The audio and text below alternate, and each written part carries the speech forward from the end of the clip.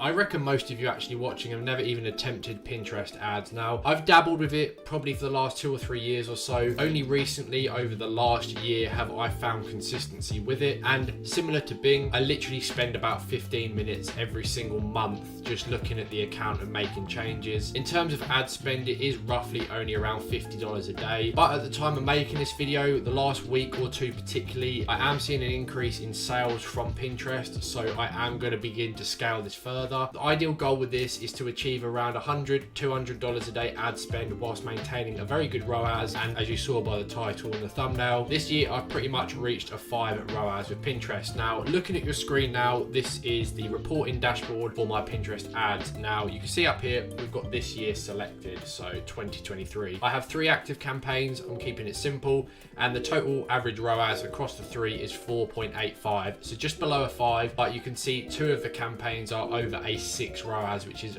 very, very profitable, especially when my break-even ROAS is around a 1.6. Now, I know I'm blurring out these campaign names, but just to give a bit of context on the structure of them, this first campaign is for a high ticket product. This second campaign is the same high ticket product, but a campaign where I only use video ads. And this one here is a much lower ticket item that sells for around $40. Now, clearly the video ads campaign is the worst performing, but it's still at a profitable ROAS, so that's why I've kept it on. So it's interesting to see the split between the two. They pretty much share the same daily budget, but the campaign that only uses image ads is getting over a 6 ROAS. Now, obviously, I only have experience with certain types of products on Pinterest. There's no reason why most types of products can't work on Pinterest. So my suggestion essentially is just give it a go, small budget. You'll never know until you try it. Now, I'm going to go through the campaign creation process in this video, just because that will be the easiest way to outline my strategy at each step of the campaign creation process. So first thing you want to do, obviously, hit create campaign here. And very briefly, if you don't have a Pinterest ad account, you can literally make one in a few minutes, and then all you need to do is verify your domain with Shopify, link it to Pinterest, same way you basically do with Google and things like that. And you'll also want to install the tracking tag as well. They do have a detailed guide on it. It's very simple, but again, if you're struggling with that, just message a developer on Fiverr and they'll sort that out for you. Now, this is the first screen you're going to see here. Obviously, we want to be selecting conversions as our goal. Now, correct me if I'm wrong, some brand new Pinterest accounts may not allow you to select conversions as a goal, and it may prompt you or only allow you to do things like consideration or brand awareness. But if you can do conversions, please do it. If not, you may have to run these for a little while just to get a few orders in, and then they'll allow you to run a conversion campaign. Now, campaign name, I like to just call it the product and then the type of ads we're going to be using. And with Pinterest, I do split them between image and video ads in separate campaigns.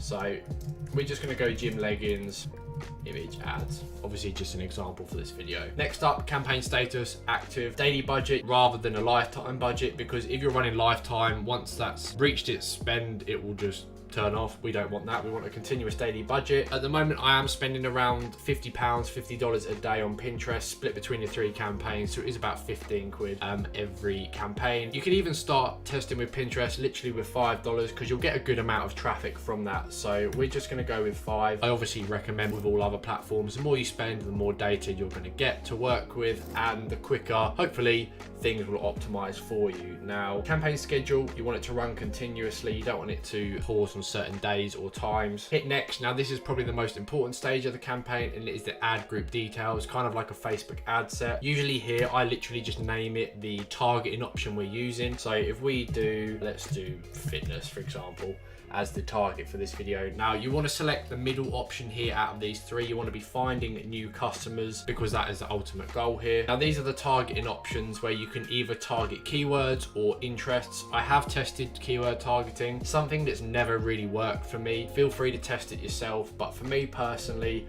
I have 1 interest per ad group, and if we search fitness, I assume that's an interest. Yeah, so fitness and exercises will be our target in here. And you can see a potential audience size of around 1.2 to 1.4 million. I leave expanded targeting on, and pretty much is as simple as that. The next box is demographics. Obviously, you want to be targeting the main country of your business. So obviously in this case, it would be United States. US, which is obviously US down here, and you can see a drastic jump in audience size from the UK to the USA. I leave genders the same, I leave ages default, languages. If you're targeting European countries, then you can change the language, but for English speaking countries, I just leave it the same. And a little pointer, Pinterest, apparently, from what I've seen from other people, works really well in countries like Germany and the Netherlands as well. So definitely give that a try if you're already selling in those countries. Placement and tracking, I just leave this as all. Again, this is something you can split test, and perhaps when you do start to scale,